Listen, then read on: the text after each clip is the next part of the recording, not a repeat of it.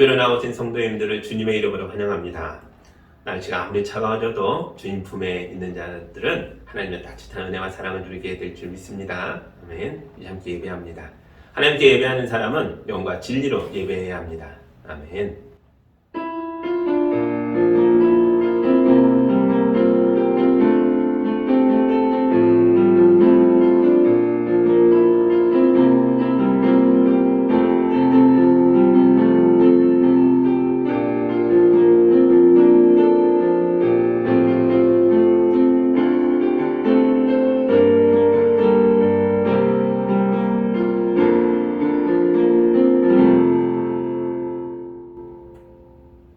사랑과 축복을 주시는 하나님 아버지, 우리를 하나님의 백성으로 삼아주시고 예배하게 하시니 감사합니다.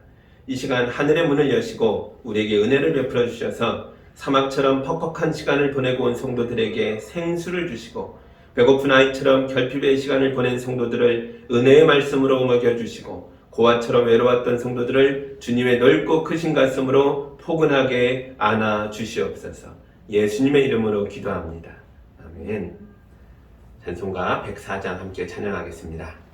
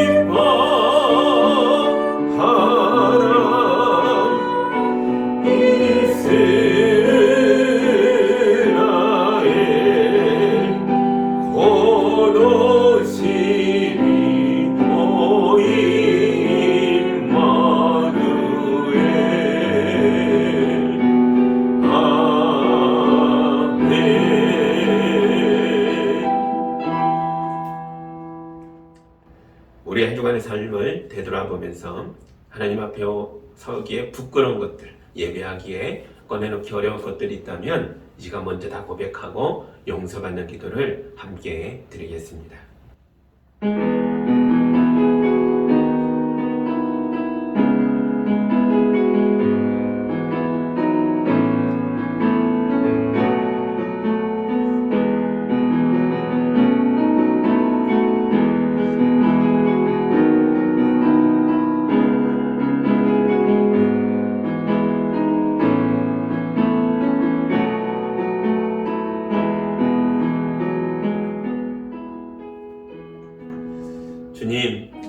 성탄절이 다가왔습니다. 우리가 죄인을 위해 외아들을 내어주신 하나님의 사랑에 의지하여 회개합니다.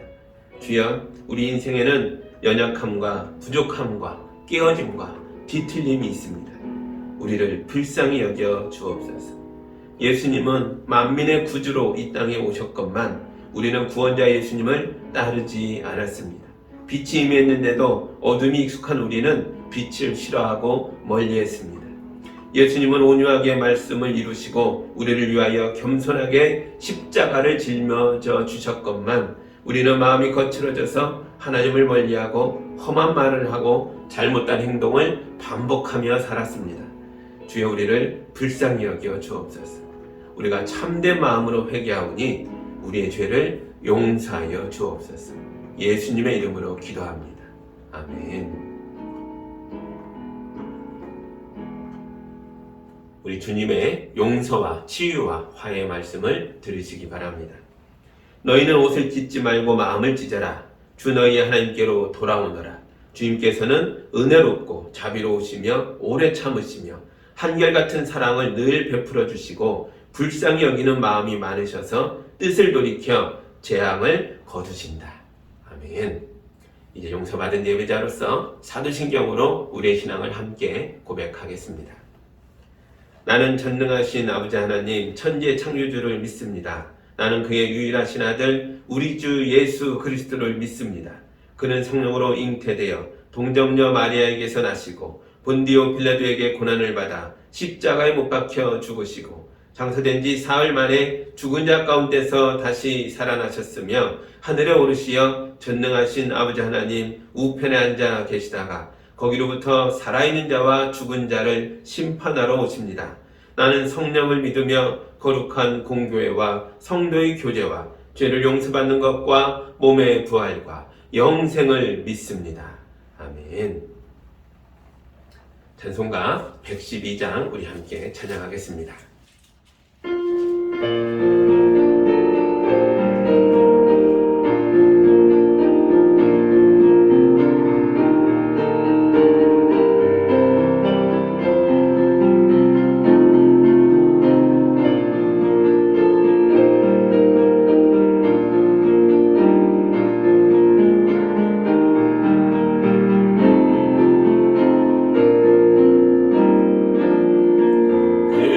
맑고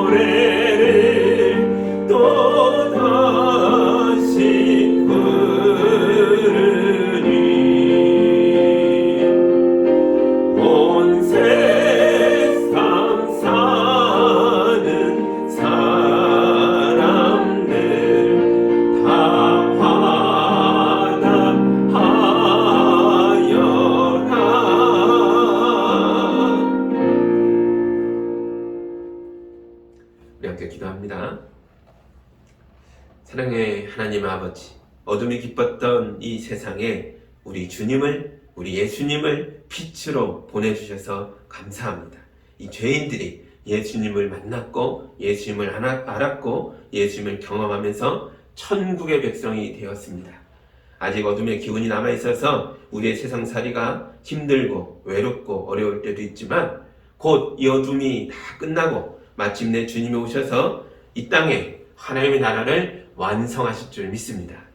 주님 그날까지 우리 성도들을 강한 팔로 붙들어 주셔서 세상의 어둠에 지지 않고 담대하게 맞서서 거룩한 삶을 살아내도록 도와주시옵소서. 코로나의 확산으로 우리가 일시 멈춤을 또 하고 있습니다. 우리가 이 기간이 너무 길어서 사회 곳곳에 신음이 넘쳐나고 약자들이 더 많이 무너지고 우리의 고통이 깊어지고 있습니다. 주여 우리가 깊이 뉘우치고 회개하오니 이제 이 고통의 시간이 멈추도록 우리에게 은혜를 베풀어 주옵소서. 우리나라의 최고 권력자를 선출하는 날이 다가오면서 나라가 분열하고 있습니다. 사람들이 서로 편을 갈라서 다투는 가운데에 나라를 올바르게 세우기 위한 공약들이 실종되고 온갖 추문을 캐고 서로를 나락으로 떨어뜨리기 위한 경쟁만 가열되고 있습니다. 우리 주님이 심판자로 이 땅에 다시 오시는 날 하늘의 별처럼 빛나던 사람들이 땅으로 떨어질 것이고 하늘도 두루마기처럼 말리며 사라질 것이고 세상의 임금과 권세자들이 무너지게 될 것이라는 주님의 말씀 앞에서 두렵고 떨리는 마음으로 유정자들이 겸손해지게 하여 주옵소서. 하나님이 보시는 정의와 올바름으로 세상을 새롭게 하는 데에 우리나라의 정치가들이 쓰임받게 하여 주옵소서. 우리 주님이 약자들을 찾아오셨고 연약한 자들을 말씀으로 붙들고 하늘의 능력으로 힘을 주셔서 그들을 하나님의 백성으로 삼아주셨던 것처럼 우리도 하늘의 능력을 가지고 우리 가족과 이웃과 사회의 약자들을 돌보며 섬기게 하여 주옵소서. 우리가 이웃과 함께할 때에 하나님의 능력이 우리 가운데서 드러나게 하여 주옵소서. 우리 어린 자녀들을 이 땅에 주님께서 거룩한 씨앗으로 심어주신 줄 믿습니다. 우리 부모들과 교회가 자녀들을 양육할 수 있도록 우리에게 힘과 능력을 또한 지혜를 허락하여 주옵소서. 우리 자녀들이 하나님의 나라와 세상을 치유하고 돌보는 큰 나무들로 자라갈 수 있도록 축복하여 주옵소서. 지금 영성으로 예배하는 모든 가정마다 임재하여 주셔서 하늘의 복과 위로를 가득 채워 주시옵소서. 예수님의 이름으로 기도하옵나이다. 아멘.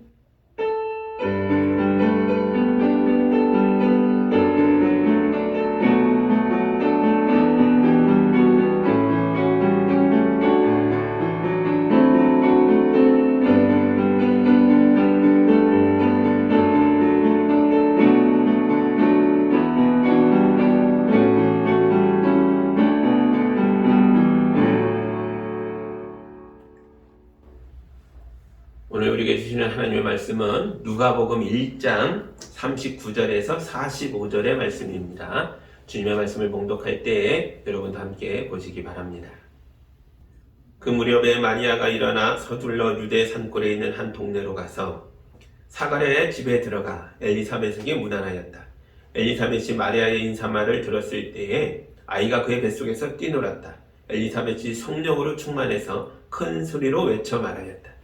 그대는 여자들 가운데서 복을 받았고 그대의 태중의 아이도 복을 받았습니다. 내 주님의 어머니께서 내게 오시다니 이것이 어찌된 일입니까? 보십시오. 그대의 인선말이 내 귀에 들어왔을 때에 내 태중의 아이가 기뻐서 뛰놀았습니다. 주님께서 하신 말씀이 이루어질 줄 믿은 여자는 행복합니다. 아멘. 잠깐 기도합니다. 사랑의 하나님 아버지, 예수님을 잉태한 젊은 마리아가 요한을 잉태한 늙은 여인 엘리사벳을 만나고 그들이 대화하고 서로를 위로하고 축복하고 또한 은혜를 누리는 장면을 읽었습니다. 이 말씀 우리 성도들의 삶 속에 임재하여 주셔서 우리 성도들도 예수님을 몸에 모시고 예수님을 경험하고 예수님의 말씀을 듣고 예수님의 은혜 속에서 행복해질 수 있도록 인도하여 주옵소서. 예수님의 이름으로 기도합니다. 아멘. 지난주에 대만의 선교사님의 폐에 종양이 발견됐다는 소식을 전해드렸습니다. 저는 사모님의 중보 기도의 부탁을 받고 많은 사람들과 함께 기도했었는데요. 새로운 소식입니다. 지금은 선교사님의 폐에 차있던 고름이 줄어들었고 동양 덩어리도 사이즈가 줄어들고 있다라는 소식입니다. 조금 더 검사해 봐야 하겠지만 일단 암은 아닌 것으로 판단되고 있습니다. 지난 수요일에 선교사님 사모님이 제게 보내온 문자입니다. 간절히 기도해 주신 목사님과 예수한기교회 성도들께 너무너무 감사드려요. 기도는 기적을 만듭니다. 할렐루야. 이렇게 보내오셨습니다. 이런 기적을 체험하니까 너무 좋죠. 사모님의 고백처럼 기도는, 특히 많은 사람들이 함께 기도하는 중보 기도는 기적을 만듭니다. 여러분, 우리 예수님은 멀리 계시지 않습니다. 예수님은 기도하는 사람들과 함께 있겠다고 말씀하셨습니다.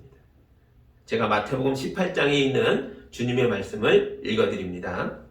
내가 진정으로 거듭 너에게 말한다. 땅에서 너희 가운데 두 사람이 합심하여 무슨 일이든지 구하면 하늘에 계신 내 아버지께서 그들에게 이루어 주실 것이다. 두세 사람이 내 이름으로 모여있는 자리, 거기에 내가 그들 가운데 있다. 아멘. 두세 사람이 예수의 이름으로 모인 곳이 어디죠? 그곳이 바로 교회인 줄 믿습니다. 예수님은 하늘에 계시고 우리는 땅에 있지만 교회를 통해서, 보다 정확하게는 예수의 이름으로 모인 사람들을 통해서, 이들의 간절한 기도를 통해서 하늘과 땅이 만나게 되는 것입니다. 너희는 기도하라. 그러면 내가 너희 가운데 함께 있겠다. 이게 우리 주님의 약속입니다. 예수님이 우리에게 오시면 이 땅에서는 절대로 일어날 수 없는 일들이 우리 인생에서 일어나게 될 줄 믿습니다. 아멘. 예수님이 오시면 이 땅에 전쟁이 그치고 평화가 임합니다. 그래서 죽일 듯이 서로 치고받고 싸우던 우리가 평화로워집니다. 예수님이 오시면 이 땅에 죽음이 물러가고 하늘의 생명이 임합니다. 그래서 죽어가던 우리의 몸과 마음이 건강해집니다. 예수님이 오시면 이 땅에 어둠이 물러가고 빛이 임합니다. 그래서 슬프고 우울했던 우리 마음도 기쁘고 즐거워지는 줄 믿습니다. 아멘.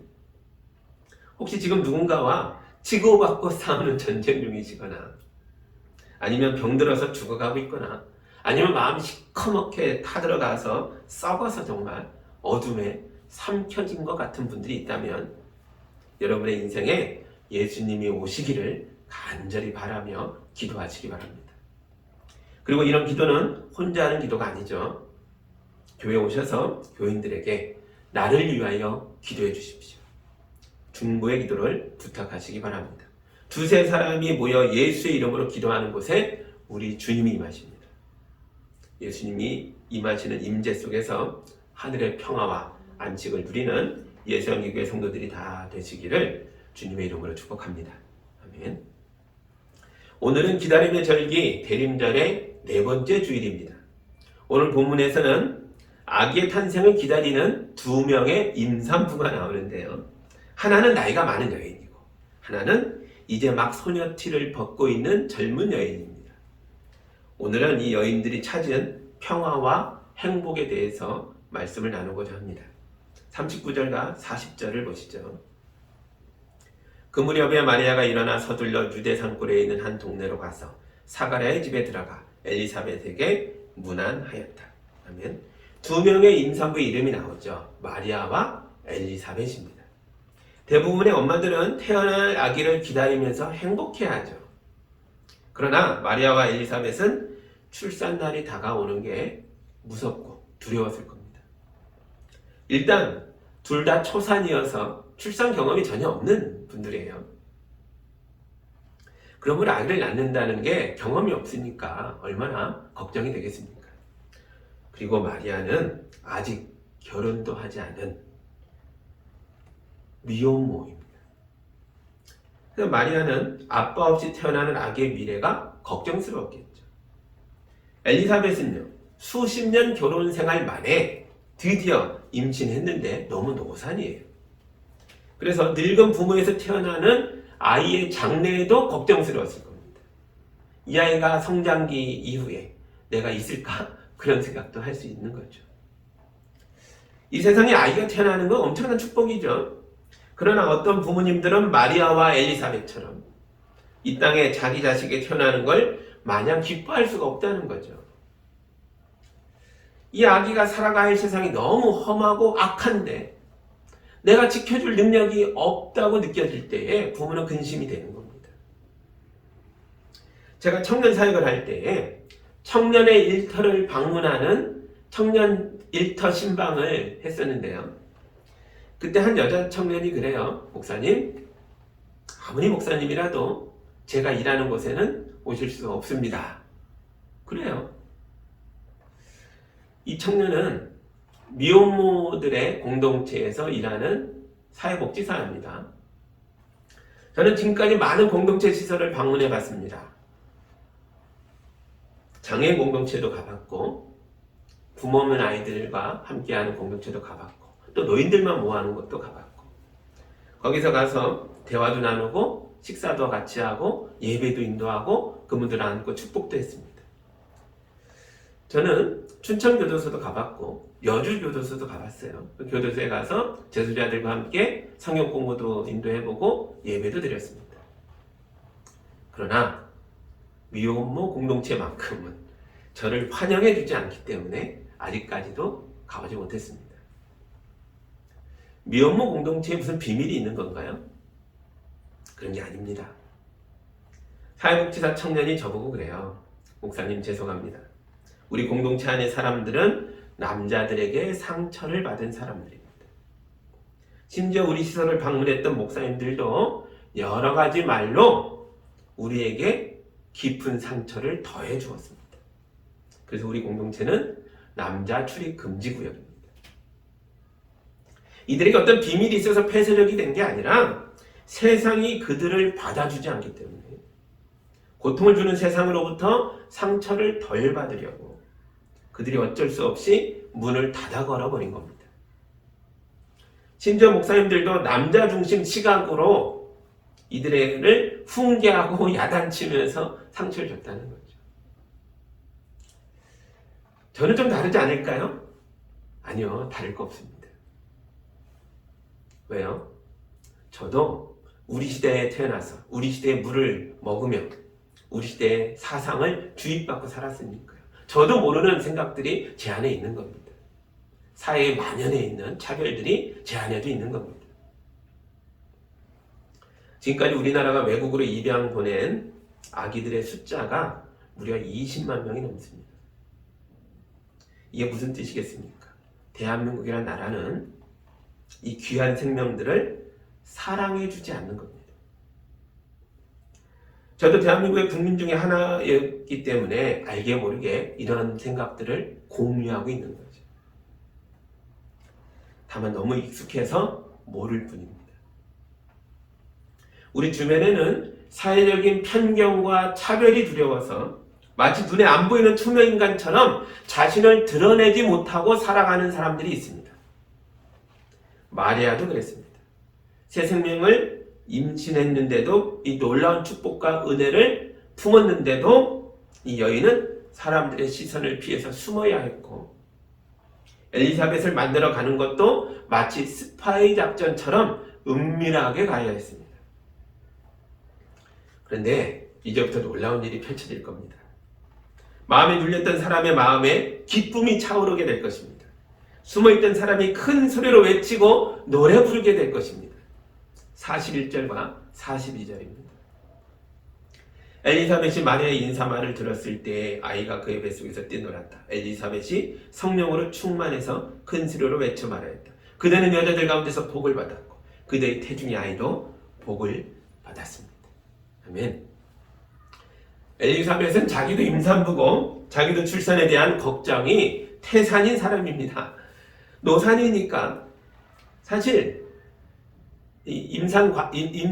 임산부로서의 몸의 상태로는 엘리사벳이 이 젊은 마리아보다 더 힘들지 않겠습니까? 그래도 이 늙은 여인이 어리고 미숙한 마리아를 품어주고 자기 아기보다 마리아의 뱃속에 있는 아기를 먼저 축복합니다. 그대는 여자들 가운데서 복을 받았고 그대의 태중의 아이도 복을 받았습니다. 아멘. 근데 이거 속삭이며 말하지 않았어요. 성경에 뭐라 그래요? 큰 소리로 외쳐서. 늙은 여인 엘리사벳이 세상의 악한 편견을 깨뜨리고 젊은 미혼모 마리아를 뜨거운 마음으로 축복할 수 있었던 것은 이 여인의 심성이 착하고 고와서가 아닙니다. 오늘 말씀은 아주 분명하게 이렇게 말하죠. 엘리사벳이 성령이 충만하였어요. 아멘. 엘리사벳이 하나님의 영의 감동으로 충만해지자 이런 놀라운 일을 행하고 이런 놀라운 말을 할 수 있었던 것입니다. 하나님의 영이 엘리사벳의 영혼에 깊숙하게 들어와서 엘리사벳으로 하여금 땅의 생각에서 벗어나게 한 것입니다. 땅의 생각으로 보면, 이 시대의 유대인들의 편견의 눈으로 보면 마리아는 돌에 맞아 죽어 마땅한 여인이었습니다. 그러나 엘리사벳은 사회로부터 멸시받고 경입되어야 할 그런 여인을 향해서 하나님의 어머니라고 부릅니다. 43절 보시죠. 내 주님의 어머니께서 내게 오시다니 이것이 어찌된 일입니까? 아멘. 엘리사벳이 마리아를 주님의 어머니, 하나님의 어머니라고 부른 것 때문에 천주교와 개신교가 많이 싸웠습니다. 천주교에서는 마리아가 예수님의 어머니로서 존경받아 마땅한 분이라고 말합니다. 그런데 우리 눈에는 천주교가 마리아를 존경의 대상으로만 보는 게 아니라 마치 여신처럼 대하는 건 아닌가? 이렇게 의심하고 보고 있습니다. 그래서 우리는 천주교를 향해서 말하죠. 마리아를 신격화하지 마세요. 그런데 천주교 입장에서 보면 성경에 분명히 주님의 어머니, 하나님의 어머니라고 되어 있는데 이 마리아를 우리 개신교가 너무 무시하는 것처럼 보일 수 있습니다. 너희는 말씀도 모르냐? 성경에 이렇게 써 있는데 왜 이렇게 마리아를 무시하냐? 왜 존경하지 않냐? 이렇게 말할 수도 있습니다. 제 생각은 그래요. 천주교가 마리아를 신격화하는 부분이 일부 있습니다. 천주교에는 마리아 이름으로 기도하는 기도문들이 있기 때문에 그래요. 성모 마리아여 하면서 마리아 이름으로 기도하잖아요. 그러나 우리 개신교가 마리아를 너무 무시하는 것도 맞는 얘기예요. 엘리사벳이 마리아를 하나님의 어머니라고 불렀던 것은 성령의 인도하심 속에서 한 말이었어요. 그러므로 마리아는 예수님의 어머니로서도 존경받아 마땅한 존재라는 거죠. 우리는 그 정도까지 마리아를 존경하는 태도를 보여주지 않죠. 그러니까 우리는 교리 논쟁에 너무 힘을 빼지 말고 엘리사벳이 왜 이 젊은 미혼모를 하나님의 어머니라고 불렀을까에 대해서 잘 살펴보고 더 깊은 깨달음을 얻어야 합니다. 우리가 마리아를 존경하고 본받아야 할 것은 단순히 그가 예수님을 잉태했기 때문입니까? 그것만이 아닙니다. 하나님의 선택과 역사 때문이라면 꼭 마리아가 아니어도 됐죠. 그 어떤 여자라도 하나님의 어머니가 될 수 있었을 겁니다.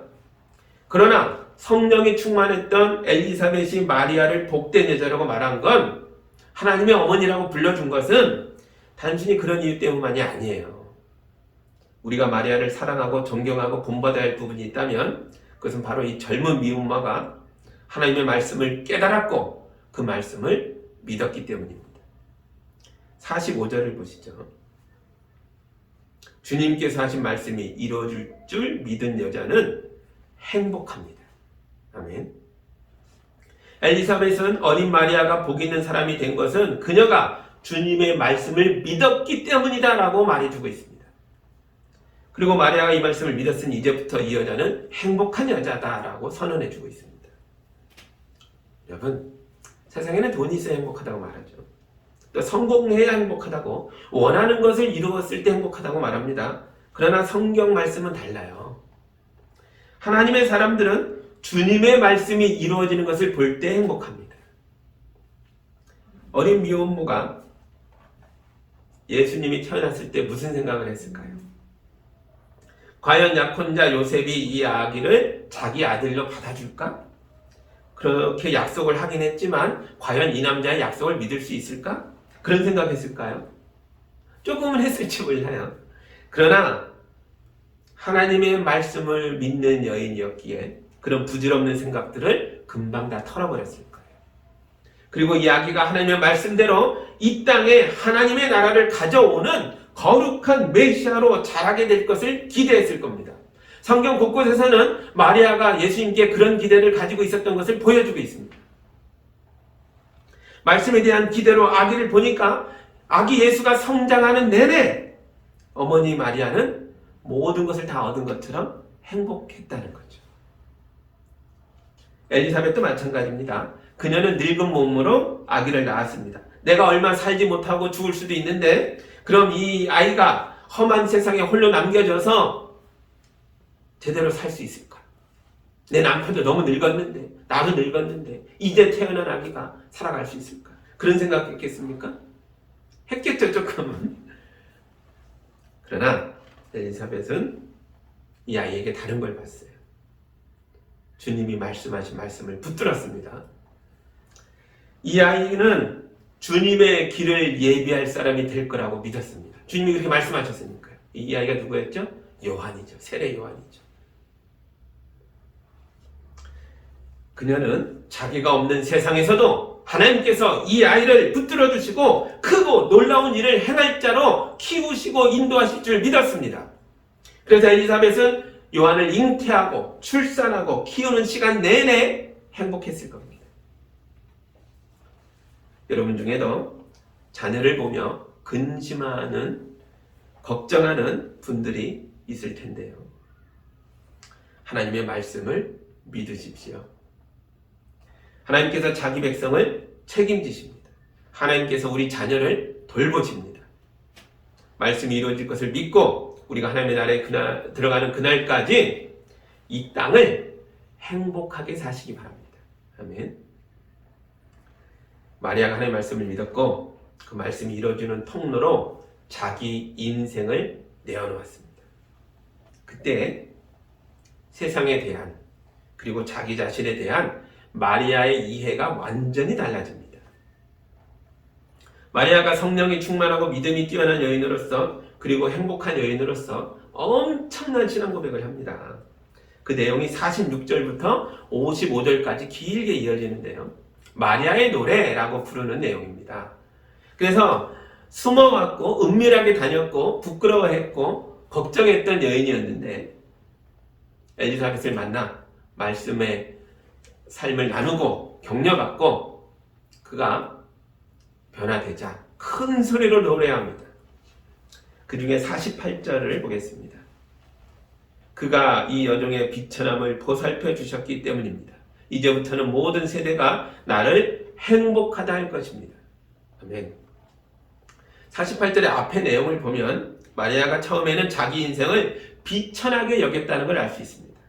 그러나 성령이 충만했던 엘리사벳이 마리아에게 그대는 행복합니다 라고 말해주고 따뜻하게 환대하고 축복해 주시니까 마침내 마리아도 하나님의 임재의 통로로서 쓰임받는 자기 인생을 자기 스스로도 긍정할 수 있게 됐습니다.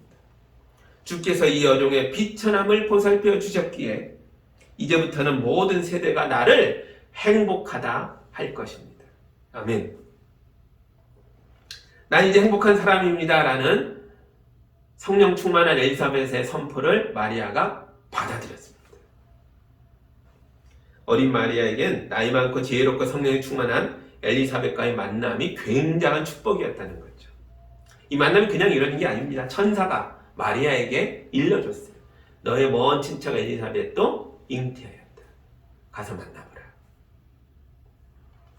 엘리사벳이 그녀를 높은 차원의 깨달음과 믿음과 행복으로 인도해 주었습니다.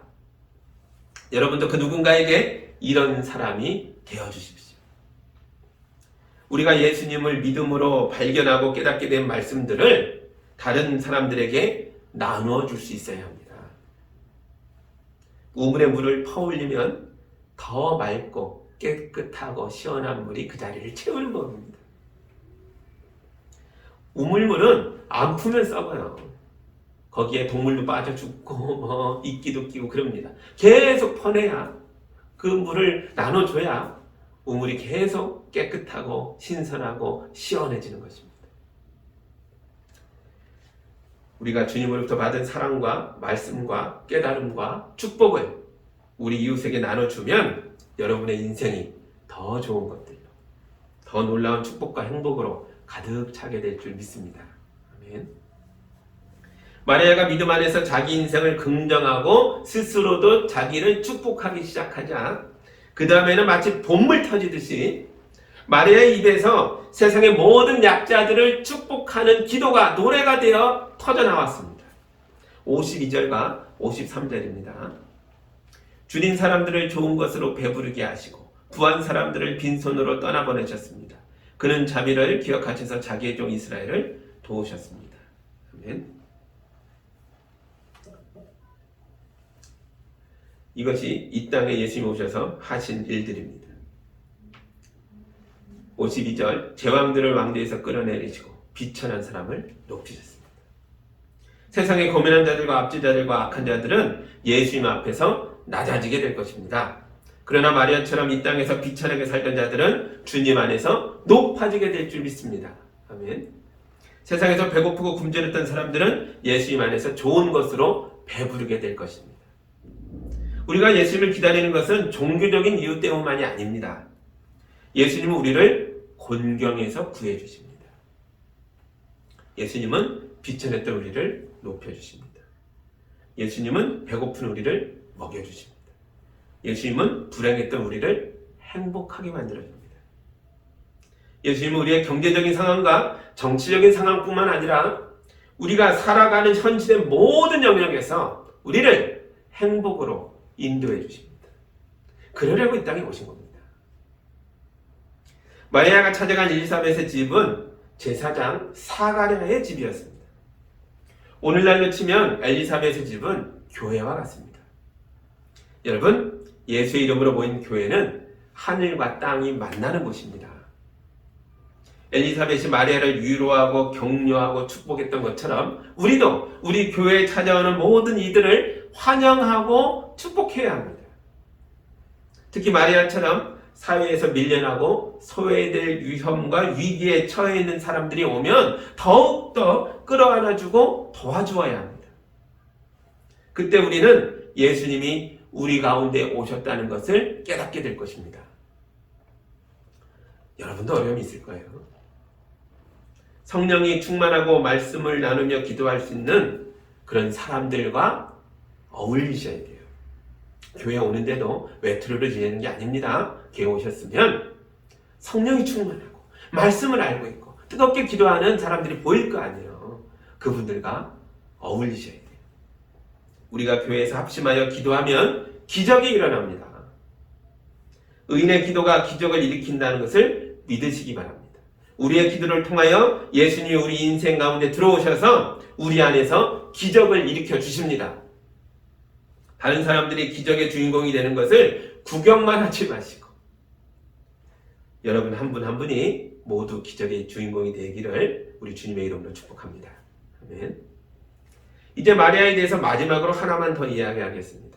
여러분, 마리아는 하나님의 메시지가 이 땅에 오기를, 이 땅에 이루어지기를 간절히 기다렸던 성도 중에 하나였습니다. 그리고 자기가 하나님의 아들이 이 땅에 임하는 통로로 쓰임받게 됐다는 것을 알았을 때에 그녀는 거절하지 않고 자기 인생 전체를 주님의 손길에 내어 맡겼습니다. 그래서 마침내 그녀는 행복한 사람이 되었습니다. 여러분, 우리도 예수님을 기다리는 사람들입니다. 정말 예수님이 내 인생에 들어오시기를 간절한 마음으로 바라고 있다면 여러분의 인생을 주님의 은혜와 사랑과 축복의 통로로 내어 맡길 수 있어야 합니다. 나는 나대로 지키고 나는 나대로 웅크리고 내 것을 움켜잡은 채로 주여 도와주소서 해서 되는 게 아니라는 거죠. 여러분이 은혜의 통로로, 축복의 통로로, 예수님 임재의 통로로 여러분의 삶을 내어 맡길 때에 예수님께서 우리 안으로 들어오십니다. 예수님이 우리 인생을 통로로 사용하셔서 우리의 가족과 이웃과 교회를 돌보실 것입니다. 그때 우리는 우리가 얼마나 행복한 사람인가를 깨닫게 될 것입니다. 여러분, 예수님이 이 땅에 임하시는 통로가 되어 하늘의 은혜가 충만하고 행복한 그런 인생을 살아내는 예수 양계교회 성도들이 다 되기를 주님의 이름으로 축복합니다. 아멘. 우리 함께 기도합니다. 사랑의 하나님 아버지, 감사합니다. 어린 마리아가 천사의 잉태 소식을 듣고 고민하다가 주님의 뜻이 이루어지이다. 이 연약하고 부족한 종을 주님의 통로로 사용하소서 내어놓았을 때에 그의 인생이 변화되어 비천함이 달라져서 존경받는 자로, 높임받는 자로, 행복한 사람으로 변화된 것을 봅니다. 마리아의 이런 내어놓음을 통해서 이 땅에 예수님이 오셔서 우리 모두를 은혜로, 사랑으로, 하나님 나라로, 행복으로 인도하여 주셨습니다. 이제 우리도 마리아의 신앙을 본받아서 우리 자신을 주님께 내어놓습니다. 주여, 우리를 거룩한 통로로 쓰셔서 우리 가정에, 우리 교회에, 우리 사회와 우리 이웃 속에 임하여 주옵소서. 그래서 비천한 우리를 구원하여 주시고 하나님 백성 되게 하시고 우리가 행복한 사람들로 이 땅을 살아갈 수 있도록 축복하여 주옵소서. 예수님의 이름으로 기도합니다. 아멘.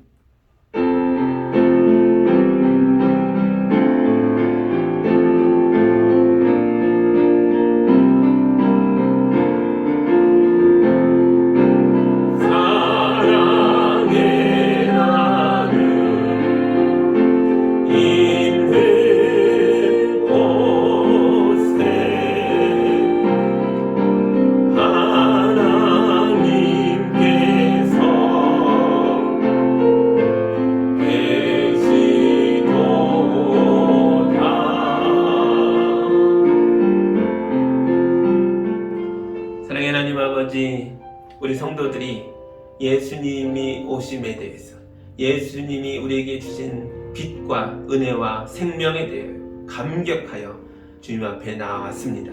거룩한 예물을 구별하여 주님께 올려드렸습니다. 이 귀한 예물이 또 다른 주의 손길이 되어 우리 이웃들에게 흘러들어가 우리 이웃을 살리는 데 쓰이게 하여 주옵소서. 우리 성도들의 삶 속에 임하여 주셔서 주님의 말씀대로 연약한 자들이 고쳐지게 하여 주시고 외로운 자들이 주님의 품에서 위로받게 하여 주시고 어두웠던 마음이 빛 가운데서 밝아질 수 있도록 도와주시옵소서.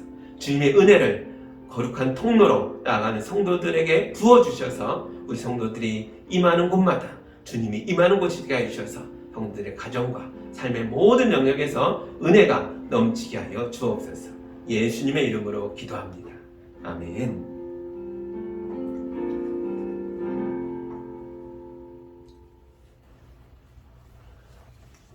곧 성탄절입니다. 성탄절 당일에도 우리가 예배합니다. 우리 아이들을 위해서도 교회에서 선물을 좀 준비하고 그러냐 그래요.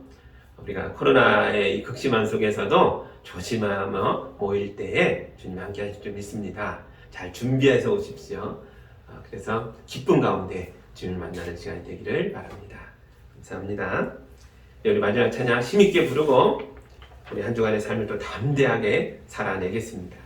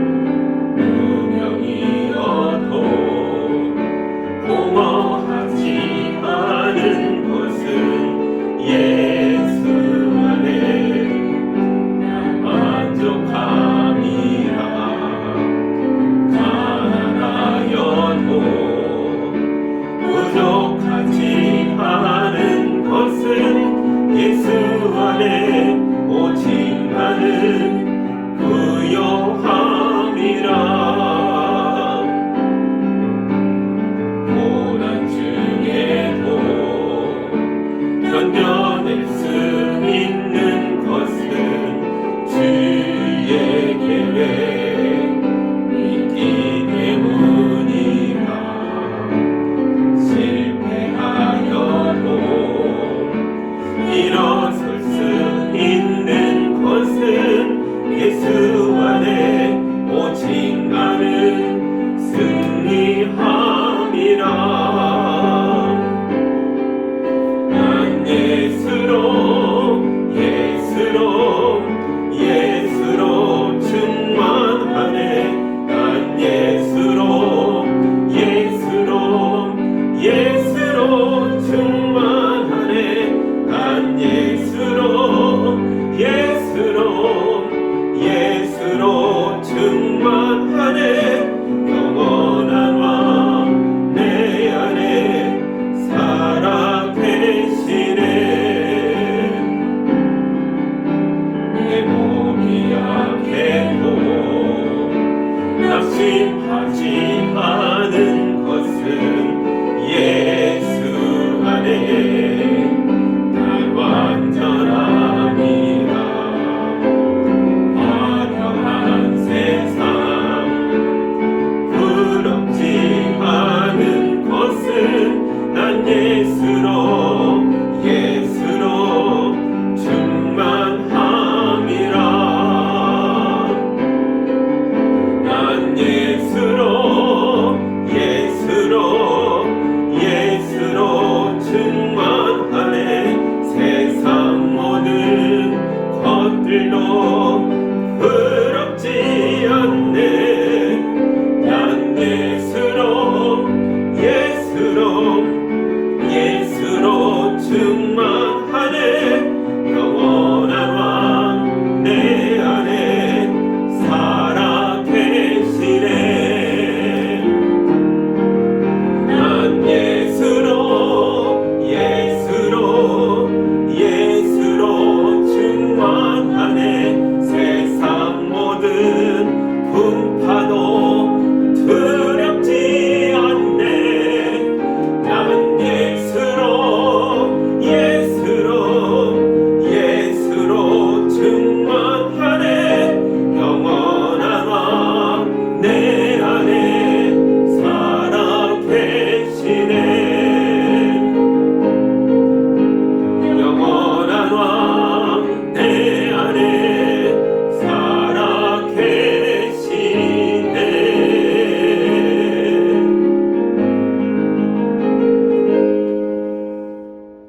이제는 평화의 왕으로 어둠을 뚫고 우리의 인생 가운데 임하신 예수 그리스도의 은혜와 하나님의 크고 놀라운 사랑과 성령님의 도우심이 주님의 말씀에 아멘하여 주님의 은혜의 통로가 되어 이 땅을 주님을 모신 자로 살겠다고, 은혜를 나누는 자로 살겠다고 결심하고 나아가는 성도들 위해 이제로 지금까지 함께하기를 간절히 축원하옵나이다. 아멘.